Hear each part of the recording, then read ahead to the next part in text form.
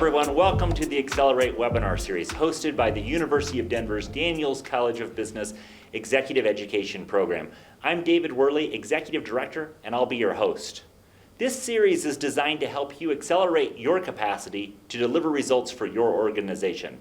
As has been the case this entire calendar year, we are pre-recording this talk in order to improve the production quality for our viewers.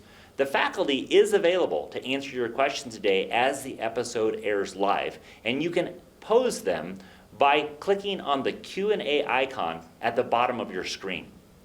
For today's learning, we are addressing a common issue found across a variety of industries and different types of organizations. Leaders are increasingly pressed to figure out the best way to maintain results with their digital marketing. Typically, decision makers rely on their marketing departments or their outside contractor to make decisions, and today's webinar, which will be roughly 25 to 30 minutes in length, we hope you get to peek behind the curtain to understand how these methods work, which should enable you to make a more intelligent marketing spend. Today we feature Jed Summerton and Michael Myers, who are tag teaming the topic of demystifying digital marketing to drive results. Jed and Michael, thanks for being with us. Thank you very much. It's good to be here. Thank you, David. Appreciate the opportunity. Both Jed and Michael are key members of the Daniels faculty and regularly teach in both executive education and the Daniels College of Business core degree programs. Both have extensive backgrounds relevant to this topic, and it's our privilege to hear what they have to say today. Jed and Michael, take it away. Thank you. And I'd like to start by stepping back a little bit and looking at the arc of history and how we got here today. In the mid-1700s, we advanced from the agricultural era to the industrial era, and in the mid-1900s into the digital era. And I think that the last several years of what we've seen in society today, particularly with the advent of COVID, has accelerated the digital era to bring a lot more challenges and a lot more opportunities into our society, particularly as it comes to marketing. Yeah, to put it simply, COVID has been an accelerant, which is why we're in the era of acceleration. So traditionally, market has been about product, price, place, and promotion.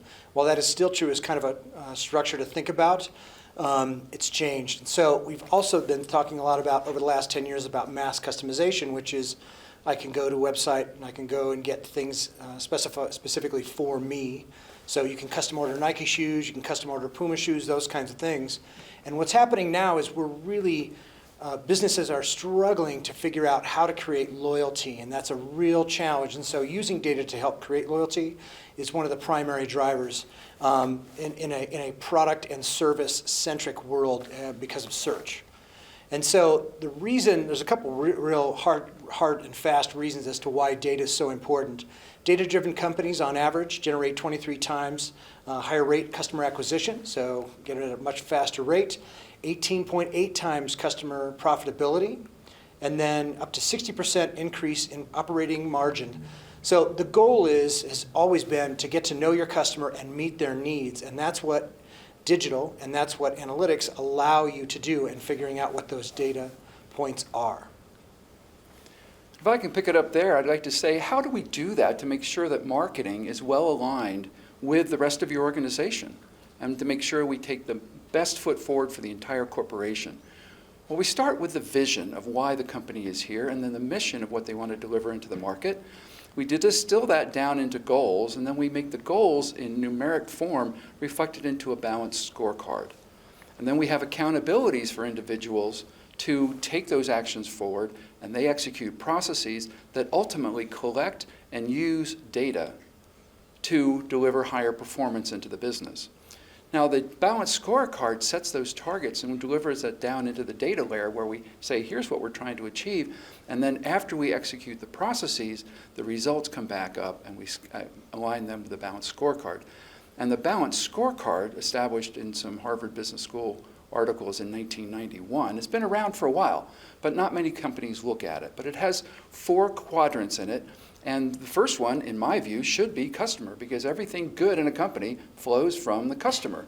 And then we can talk about internal business processes or operations, learning and growth, and financial benefits that come from all that. But I'd like to ask Michael to elaborate in much more detail on what you can do in marketing to emphasize and boost that customer quadrant. You bet.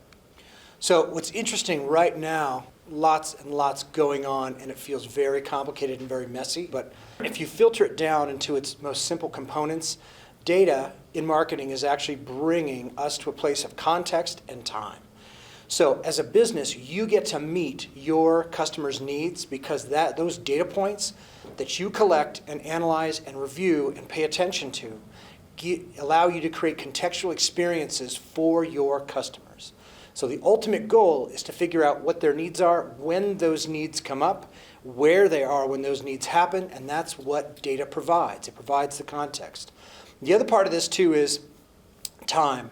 So along with providing this amazing context, the goal is to expand that time into an amazing experience. So if I collect the right data points, I can make it very, very efficient. And if we think about the efficiency of Amazon's ordering system, right? So it's this, and this, and I get through and I click the magic orange button and I'm out the door. But as far as expanding on an experience and figuring out what people are looking for, so you're going to see a real change in events and kind of the experiences that events provide. People are willing to pay sometimes twice as much for an amazing experience, and as a consequence, it can't just be your standard concert or your standard conference. It's got to be something unbelievable and memorable. So again, we're dealing with efficiency and effectiveness, and that is the benefit that data brings, because I can read the tea leaves, as it were, to figure out what my customers and clients want. Okay? So a big part of this, though, and the hardest part of this, and the least amount of fun around data, is cleansing data. Anybody that's done this will tell you, right, this is an arduous process at best. It is a time-consuming process, but it's so essential. And especially in fields like healthcare, it's beyond essential. Because if you get a data point wrong about someone's physical well-being, you're in big, big trouble, right? So as a consequence, you need to think about some things. Specifically, you need to start with, well, how is that data generated? And there are three primary ways that we're having data generated these days. So hardware, through things like sensors. Software, sometimes software does not work the way it should work, and those are referred to as bugs. So I put up a nice little funny ha-ha as far as the mugs around bugs.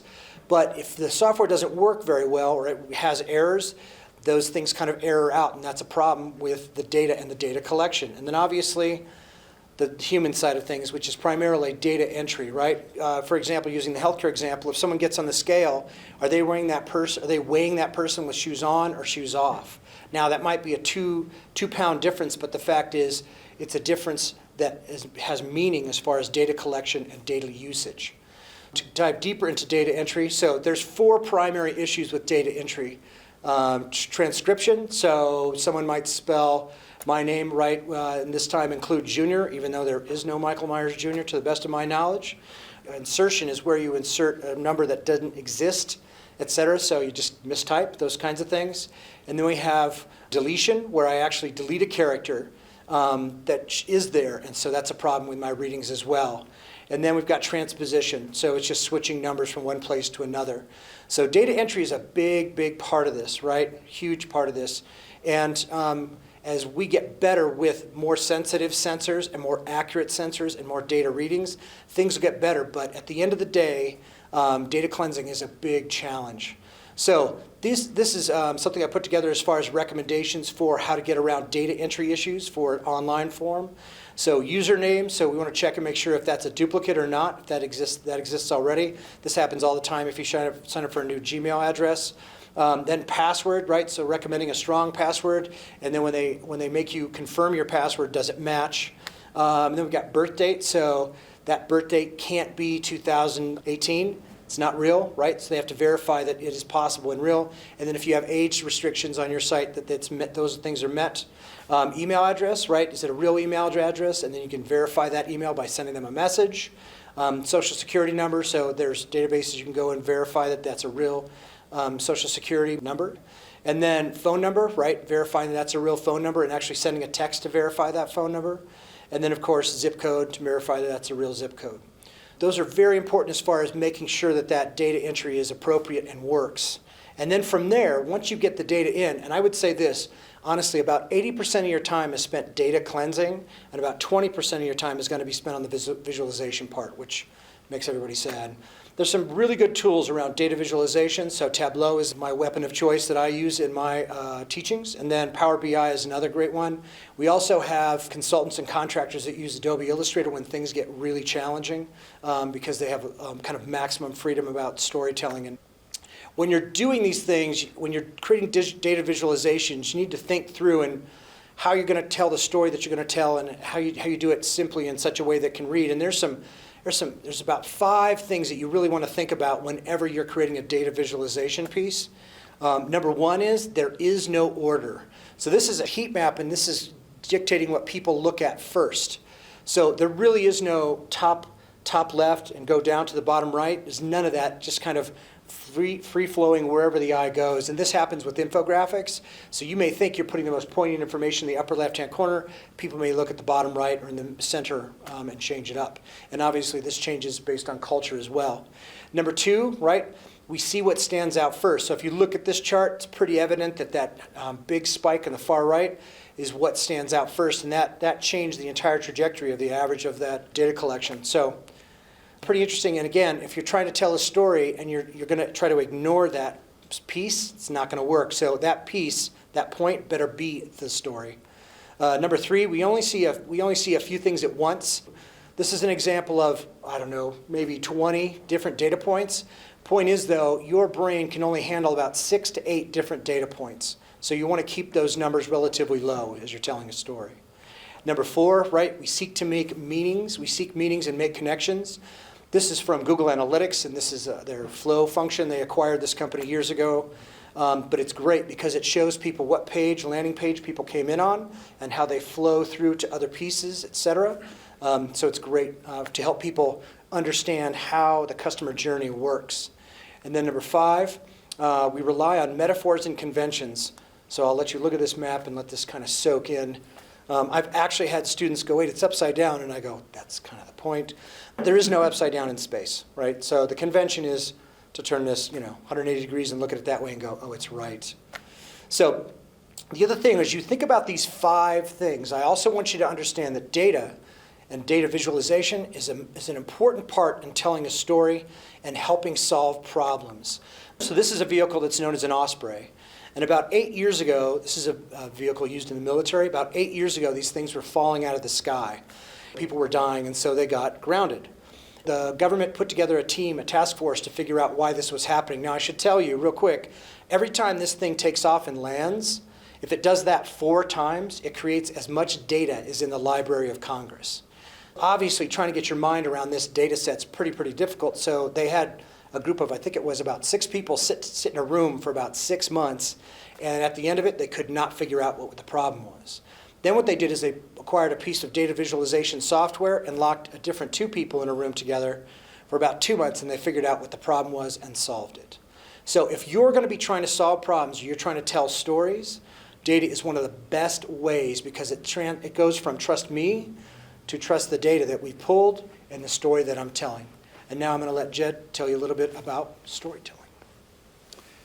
So when we want to tell a story using data, we want to build on the visualizations we have, and we also want to present that story in a very compelling order and a very compelling way. So I'd like to walk you through what data storytelling is, at least my version of it. And it begins really with an arc of a data story in which we have a problem or an opportunity, and we want to lead to an impact, which is a return on investment or a return on admission for a nonprofit or a government organization. We're going to start with some facts, and then we're going to have an interpretation of those facts and state that out loud. And then we're going to say, if that interpretation holds and things continue as they are going into the future, there is an implication that we have to care about. And this is what is likely to happen in the future. And as a result, I want to make an action request of the audience. And I describe this sometimes as what I call the what sequence. I'm going to start out with what is going on, and then I'm going to say, so what does that mean to us? And then if that continues, then what is likely to happen? Or perhaps if I make a change in my marketing, for example, my market share might go up, my profitability might go up, all kinds of good things might happen. And as a result, now what? I want you to take a specific action.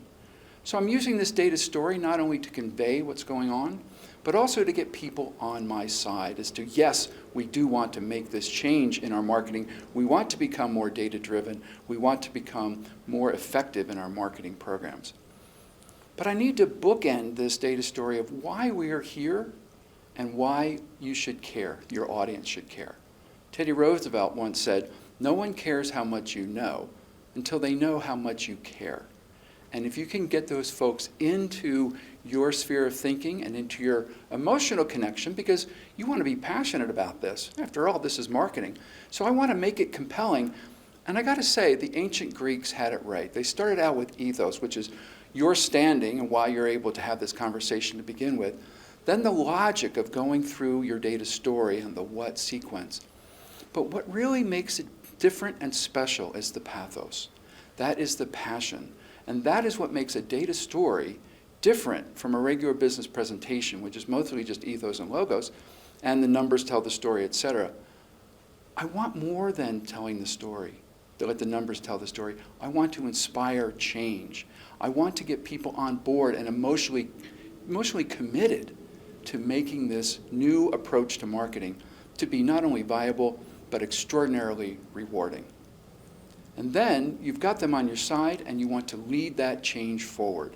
And our goal, as we'll go into more detail in the course, is you want to go from being the change and introducing this marketing to actually seeing the change in your organization.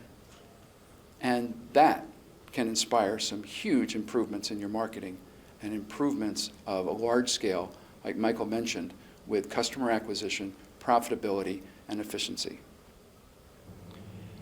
Jed and Michael, thank you so much. That's a tremendous presentation. I think the audience, and I know I learned a ton about the topic. I want to return back to the example, Michael, that you brought up about the osprey. Why do you think visualizing data is so much more important than just taking in the data, through a non-visual form? You bet. Your brain processes images about 60,000 times faster than it does text. And about 90% of the input that you receive on a daily basis is visual. So you are piggybacking on your brain's strengths, right? Which is the brain wants to see something visual and wants to understand it. Your goal as a storyteller is to simplify it in such a way that anybody can get it, right? So I can pick it up and look at it, and I always did the grandma test. So I gave it to my grandmother, and she can tell me what this means, right? Within about 30 seconds to a minute of looking at it, then I'm pretty much there. And if it failed the grandmother test, then got to go back to the drawing board. But the goal is to communicate it in such a way that honestly it's cross-cultural as well, right? So you get to hand it to someone from another culture, different culture, and then your own culture, and they go, okay, I kind of get this. I kind of understand this. They might have some questions. And so, but it's really how the brain works, honestly. Jed, kind of as a part B to that question, when you're presenting the data to decision makers and it's visualized, what advantages do you see that having, for the person who has to make a fast decision? Well, the beauty of it really is that you're able to grasp the key point visually so they can listen to your narrative. You don't want them having to work to figure out what is this graphic or this visualization saying. It needs to pass the grandma test. And then you can continue on with your narrative to invoke passion in a way that the visualization perhaps opened the door to, but didn't perhaps carry it the full way. So for both of you, let's imagine that I'm a person who's responsible for making digital marketing decisions in a medium-sized organization. Let's imagine that I'm either managing a contractor or I have a small team that works for me. What is the first step in actually gathering the data that I'm going to need to make a decision in the first place? Yeah, well, first of all, make sure if Mark Twain once said that data is like garbage. Before you collect it, you need to know what you're going to do with it. And that needs to be an ethical foundation because data are neutral and you need to have a good ethical foundation and compliant with laws, including GDPR in the UK, and 3 states in the United States have passed laws, California, Colorado, and Virginia, for data privacy. So you need to be well-grounded first. Yeah, I mean, I totally agree. GDPR is the other part of what digital marketing is going to become, which is consent, which is you have to approve me sending you something, and you have to double opt in. So that's a big challenge. As far as that first part, I mean, I would run around and see what data we have. Like, what data do we have, and what data do we think we have? That's my favorite, which is, we got all this data. You take a look at it, and you go, well, this is so dirty, and that's the term they use in the industry, dirty data, is I can't really do anything with this until it's cleansed, and to cleanse it might not be operationally viable. So as a consequence, I have to run around and create some protocols, some thoughts around what I'm collecting with ethics and obviously just collectability in mind, to see what kind of picture we are creating, right? So the goal is to have things to make decisions off of. So I would run around, see what you have, and then from there, see what the goals are, and figure out how we're going to get there with that data. And also know that a little bit of data, some people are like, well, I just need everything. You're like, it'd be really good if we could just have 2 or 3 meaningful points to help direct us, right? And then you get more as you go through the process. But it's amazing what you can do with a little bit of data. I mean, there's been a lot of conversation about big data ad nauseum for the last 8 years, but honestly, it's data, little teeny bits of data are great kind of points to start with. Great. As sort of a bonus question, for me, Here we go. Excited. I can't wait. I hope I win. Go ahead. For me, one of the challenges in making decisions with our marketing team is knowing what the spend needs to be and what is Yeah. excessive, Yeah. right?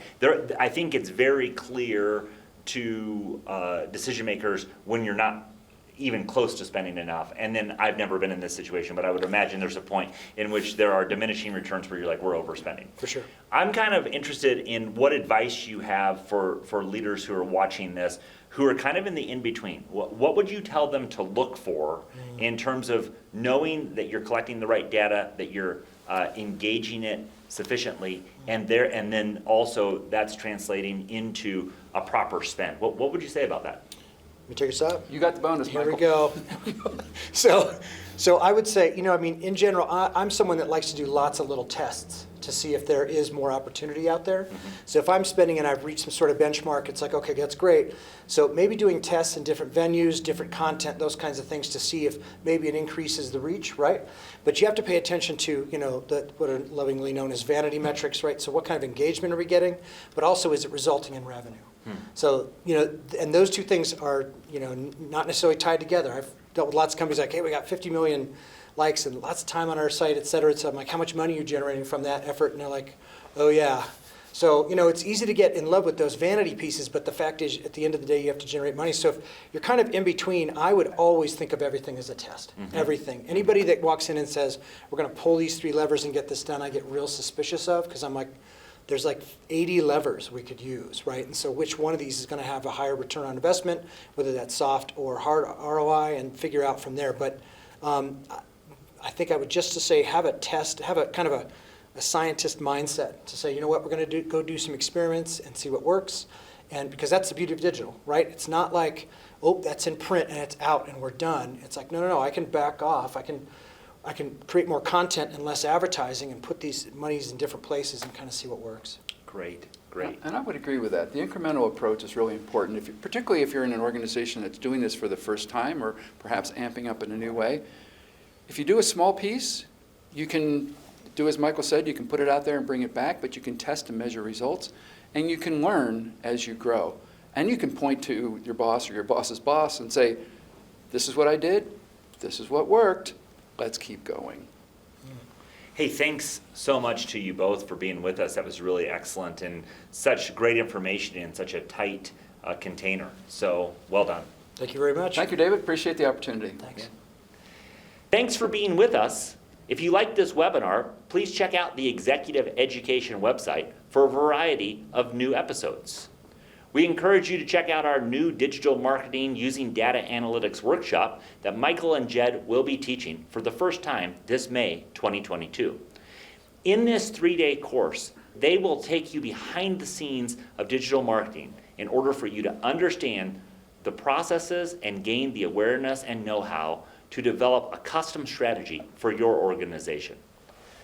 Once again, thank you for joining us today. We hope you gain new insight that will accelerate your impact in your community, your organization, and the world. From the University of Denver, Daniels College of Business Executive Education Program, we look forward to seeing you again on another Accelerate webinar series. Thanks.